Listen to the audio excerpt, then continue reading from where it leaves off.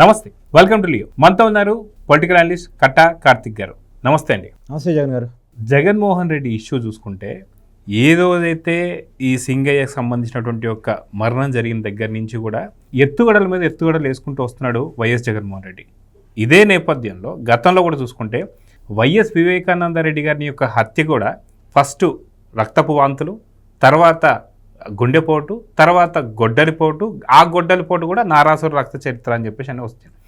మొన్న జరిగినటువంటి ఒక ఈ ఇన్సిడెంట్ ఏదైతే ఉందో సింగయ్యకి సంబంధించి, ఈ ఇన్సిడెంట్ అయిన వెంటనే ఒక అనుచరుడు వెళ్ళి కారు తీసుకెళ్ళి సింగయ్యకి సంబంధించినటువంటి ఇన్సిడెంట్ ఈ కారే, దానికి కానీ క్యాన్వాయ్కి జగన్ గారి క్యాన్వాయ్ ఎటువంటి సంబంధం లేదని చెప్పి పోలీసులు తప్పుదో పట్టించడం మనం చూస్తున్నాం. మళ్ళీ పోలీసులు అది జస్ట్ ఇది ప్రాథమిక విచారణ మాత్రమే అని చెప్పిన తర్వాత కూడా ఈరోజు వైసీపీ నేతలు అందరూ కూడా అప్పుడు పోలీసులు చెప్పింది ఇప్పుడు పోలీసులు చెప్పింది చాలా వ్యత్యాసం ఉంది, ఖచ్చితంగా ఇది జగన్ మీద రుద్దడం మాత్రమే అంటున్నారు.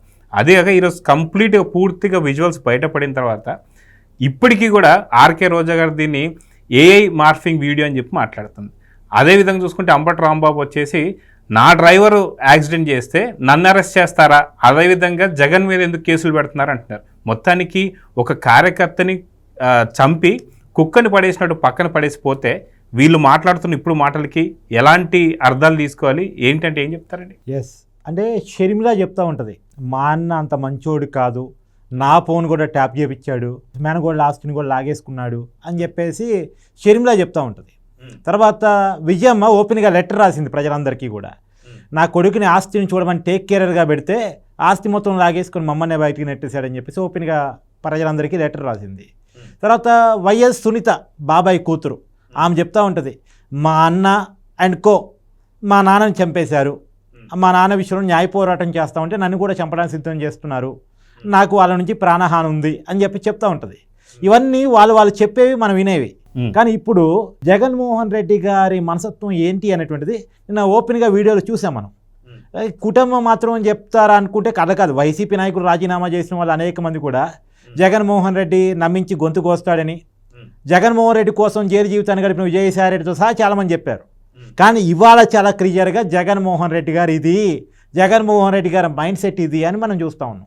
నేను చాలా క్లియర్గా చెప్పేది ఏంటంటే అండి, ఆ వీడియో క్లియర్గా చూడండి మీరు. జరిగింది ప్రమాదమే, కావాలని గుద్ది చంపేశాడని నేనైతే అన్ను. జరిగింది ప్రమాదమే. ప్రమాదం జరిగినప్పుడు అదే కారులో జగన్మోహన్ రెడ్డి గారు ఉన్నారు, వెనకాల కారు ముందు కారు ఆయన కాన్వాయ్లో భాగం. ఈ అన్ని కార్లకి అనుసంధానం చేస్తూ ఒక ఇంటర్కమ్ వ్యవస్థ ఉంటుంది, శాటిలైట్ ఫోన్ వ్యవస్థ ఏదో ఉంటుంది.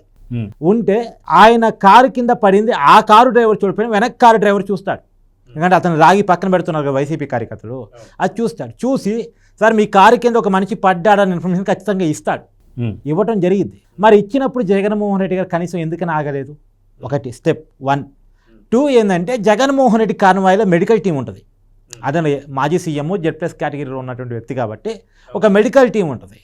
వెంటనే అక్కడే ఫస్ట్ ఎయిడ్ చేసి ఉంటే తర్వాత వెంటనే జగన్మోహన్ రెడ్డి గారి కాన్వాయ్లో ఏదైనా వెహికల్ ఆ సింగయ్యని తీసిపోయి దగ్గరలో ఉన్నటువంటి హాస్పిటల్ అడ్మిట్ చేసి ఉంటే సింగయ్య బతుకుండేవాడేమో. 2 తర్వాత సరే అప్పటికప్పుడు ఏదో తెలియదో వెళ్ళిపోయారు.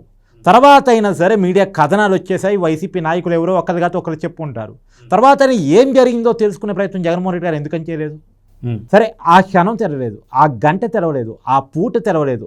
ఎండ్ ఆఫ్ ది డే అన్న జగన్మోహన్ రెడ్డి గారికి విషయం తెలిసి ఉంటుంది కదా, నేను ఇలా పర్యటించడంలో కానీ 2 ప్రాణాలు కోల్పోయారు, ఒకళ్ళేమో శ్రోధ పడిపోయి గుండెపడుతూ చనిపోయారు, ఇంకొకళ్ళేమో మన కాన్వాయ్ గుద్ది చనిపోయారు అనేటువంటిది ఐడియాకి వచ్చి ఉండాలి కదా. వచ్చున్న తర్వాత అయినా ఆ కుటుంబ సభ్యులతో మాట్లాడే ప్రయత్నం చేశారా? ఆ కుటుంబాన్ని పరామర్శించే ప్రయత్నం చేశారా? ఎప్పుడో 1 year క్రితం ఆత్మహత్య చేసుకున్నటువంటి నాగమల్లేశ్వరరావు ఆ కాంస్య విగ్రహాన్ని ఓపెన్ చేయడానికి వచ్చిన జగన్మోహన్ రెడ్డి గారు అప్పటికప్పుడు పర్యటనలో చనిపోయినటువంటి ఆ వ్యక్తుల కుటుంబాన్ని ఎందుకని పరామర్శించలేదు? తర్వాత రోజు సరే ఆ రోజు స్పందించలేదు, పక్కన పెట్టేయండి. తర్వాత రోజు జగన్మోహన్ రెడ్డి గారు మీడియా ముందుకు వచ్చారు. అమాయకుడైనటువంటి చెవిరెడ్డి భాస్కర్ రెడ్డి ఎవరైతే వైసీపీ మాజీ ఎమ్మెల్యే సీనియర్ నాయకులు ఉన్నారో ఆయన అక్రమ కేసులు పెట్టి ఇరికించేసి జైల్లో పెట్టారు అని చెప్పేసి ప్రెస్ మీట్ పెట్టారు. ప్రెస్ మీట్ పెట్టినప్పుడైనా నిన్న నేను చేసిన పర్యటనలో 2 కార్యకర్తలు చనిపోయారు, వాళ్ళకి సంతాపాన్ని ప్రకటిస్తున్నాను, వాళ్ళ కుటుంబానికి నేను విరాళం ప్రకటిస్తున్నాను, వాళ్ళ కుటుంబాలతో మాట్లాడతానేనని చెప్పారా? కనీసం చెప్పలేదు. అంటే ఒక మనిషి చావు పట్ల కనీసమైనటువంటి సింపతి కూడా జగన్మోహన్ రెడ్డి గారికి లేదు. ఇది ఖచ్చితంగా ఎబ్బెట్టికరం. అంటే ఏదో 6 సినిమాలో ఒక పాట ఉంటుందండి, మాయమైపోతున్నాడమ్మా మనిషి అని చెప్పేసి. ఇది కరెక్ట్గా జగన్మోహన్ రెడ్డి గారు క్యాప్ట్ అవుతుందేమో. అంటే జగన్మోహన్ రెడ్డి గారిని మనిషి అనాలా అంటే రూపం మనిషి కాబట్టి మనిషి అనాలి తప్పదు, కానీ మనసత్వాన్ని చూసినప్పుడు మాత్రం ఒక డౌట్ వస్తూ ఉంది. ఏంటిది నాలుగు జగన్మోహన్ రెడ్డి గారు ఒక ప్యాక్షన్ ఇస్తాను, జగన్మోహన్ రెడ్డి గారికి ఒక నెగిటివ్ మైండ్ సెట్ ఉంటుందను, ఆయన ఆస్తి ఆయన తప్ప ఇంకెవరిని చూసుకోరను, ఇవన్నీ మనం విన్నవి. కానీ ఇవాళ క్లియర్ కట్గా చూస్తున్నవి. ఎంత దారుణం అండి ఇది. ఒక నాయకుడికి ఉండాల్సిన లక్షణమా ఇది? పైగా ఇవాళేం మాట్లాడతారు, ఏ వీడియో మాట్లాడతారు. ఏ వీడియో అయితే నేను మళ్ళీ చెప్తున్నానండి, ఏ వీడియో అయితే 2-3 రకాలుగా సాధ్యం కదా ఎడిటింగ్ చేయటం. వాస్తవానికి ఆ కారు కింద అతను పడిపోయాడు, సింగయ్య అనే వ్యక్తి. ఒక పక్క నుంచి ఇంకో కెమెరాలో వైసీపీ కార్యకర్తలు కారు ఆపమని డ్రైవర్ని కోరుతూ ఉన్నారు. మరి ఇది ఎలా? ఇది కూడా ఏ వీడియోనా? అది చాలా క్లియర్గా. రెండోది ఆ ఎదురు ముందుకెళ్ళిన సీసీ కెమెరాల్లో కూడా కంటిన్యూషన్ కనపడింది. రెండోది అక్కడ మళ్ళీ చెప్తున్నారు, ఏది రక్తం మరి కనపలేదు కదా, నుజ్జు కాలేదు కదా అంటున్నారు. నేను చూసిన మేరకు, నాకు అనిపించిన మేరకు ఆ కారు తల మీదకి ఎక్కి నుజ్జు చేయటము, మెడ మీదకి ఎక్కి నుజ్జు చేయటం జరగలేదండి. అది జరిగింది ఏంటంటే వెనక టైర్ని ఆనుకొని లాక్కపోయింది కారు సింగయ్యని లాక్కపోయింది. లాక్కపోవడం ఫలితంగా పక్కటెముకలు ఇరిగిపోయాయి. ఆ పక్కటెముకలు ఊపిరితిత్తులు గుచ్చుకొని పోయి ఏదో చనిపోయాడు అన్నటువంటిది బయటకు వస్తున్నటువంటి మరి డాక్టరు నిర్ధారించి చెప్పాలి, కానీ మామూలుగా చెప్తున్నా. అయితే ఇప్పుడు క్లియర్గా ఇక్కడ ఫస్ట్ ఎయిడ్ కనుక చేస్తుంటే వెంటనే హాస్పిటల్ కనుక పంపించి కనుక ఉండుంటే ఆ మనిషి బతుకుండేవాడేమో.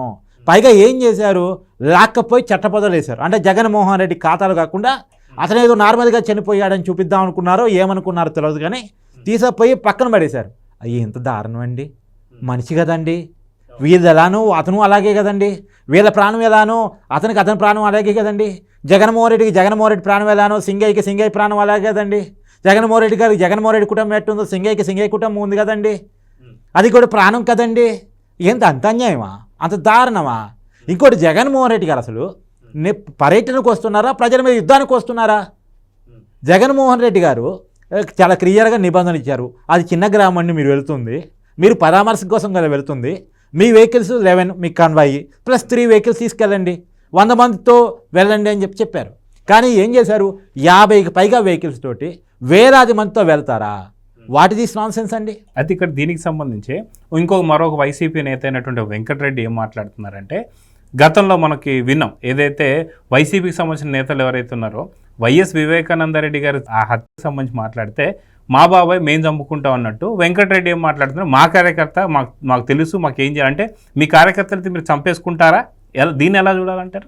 వైసీపీ కార్యకర్త, టీడీపీ కార్యకర్త లేదా ఇంకో కార్యకర్త అని కాదండి, ఫస్ట్ ఒక మనిషి చనిపోయాడు.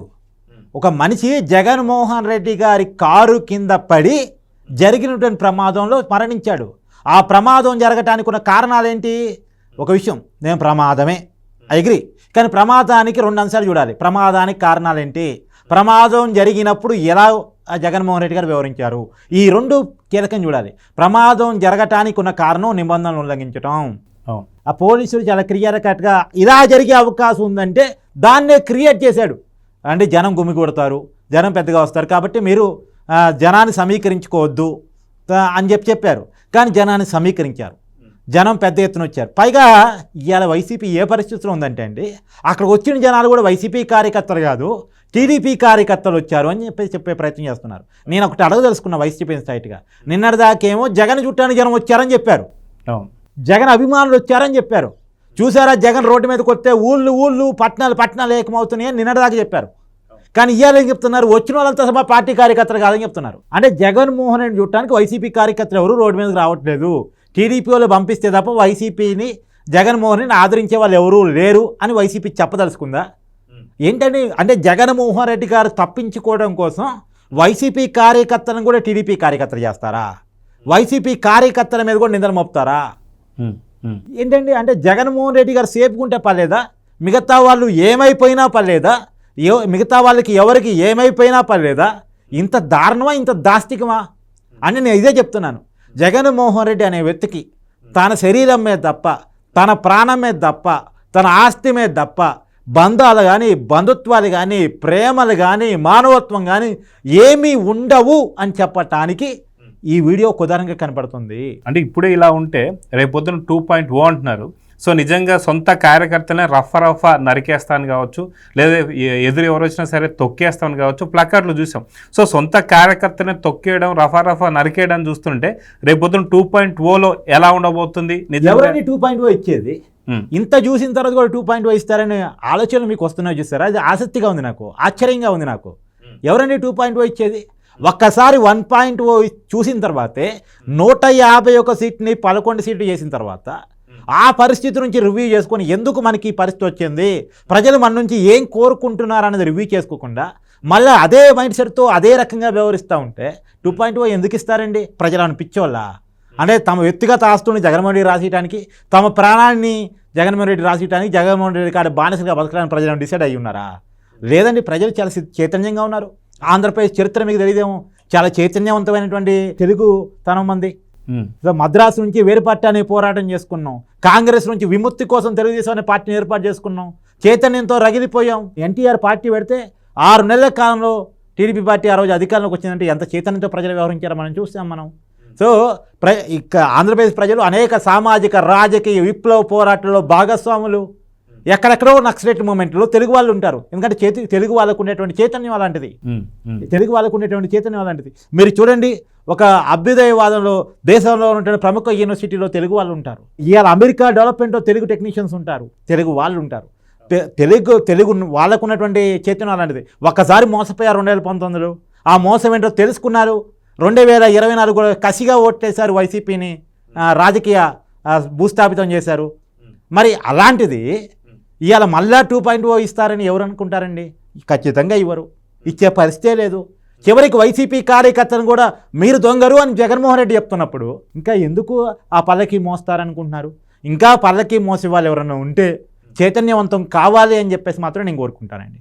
సో చూద్దామండి, ఖచ్చితంగా ఏపీ ప్రజల్లో చైతన్యం వచ్చింది కాబట్టి 2024లో ఎన్నికల్లో దాదాపు 151 స్థానాల నుంచి 11 స్థానాలకు పరిమితం. కానీ ఇప్పటికీ కూడా సొంత కార్యకర్తలే నరుకుతాం, రఫా నరికేస్తాం, లేదా ఇద్దరు తొక్కేస్తాం. జగన్మోహన్ రెడ్డి గారు అడేలా చెప్పినప్పుడు అది కూటమి కార్యకర్తలకు హెచ్చరికేమో, కూటమి నాయకులకు హెచ్చరికేమో, ప్రశ్నించే మాలాంటి జర్నలిస్టులకు హెచ్చరికేమో అనుకున్నాం.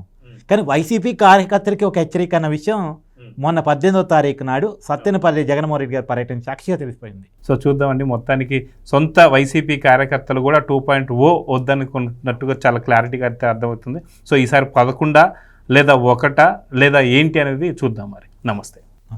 Please subscribe to Leo news for more videos.